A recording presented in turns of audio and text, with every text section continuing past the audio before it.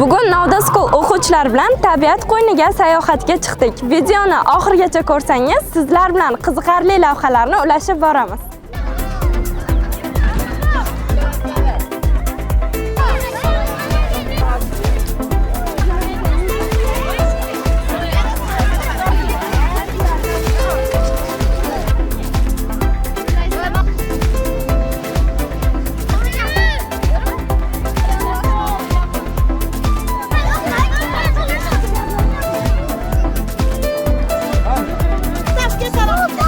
Bugungi dam olishingiz qanaqa o'tyapti?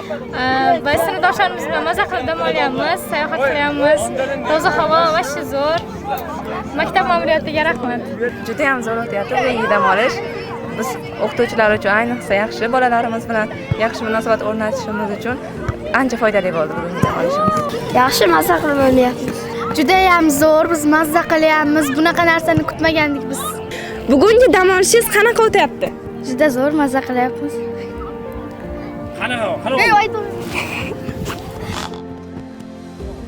Yaxshi bo'lyapti, zo'r bo'lyapti. Hamma keldi, yana ko'proq borishimizni istab qolardim. Juda ham yaxshi maza qilib o'ynayapmiz. Maza qildik, rahmat. Shunaqa tarqatishdi. Zo'r o'tyapti. Sinfdoshlar bilan birga keldik. Hozir endi piknikka tayyorgarlik ko'ryapmiz. Dasturxon tuzab, juda perfect. Dam olish juda chiroyli, zo'r. Tabiat qo'ynidagi sayl odamga qanaqangi ilhom bag'ishlaydi. O'shuning uchun ko'proq tabiat qo'ynida yashaganlardan ijodkorlar chiqadi. Shoiralar, yozuvchilar shunaqa joyda yashaganlardan ko'proq chiqadi. O'quvchilarimiz bu tabiat qo'ynida qancha o'ziga kerakli narsalar olishdi. Men birinchi sinf o'qituvchisiman. O'quvchilar kechqurun shu yerda yotayli deyishyapti. Xursandligidan, hamma xursand, juda zo'r. Rahbariyatga rahmat. Hamma yoq bisyor. Hamma narsa rahmat, yashaylar.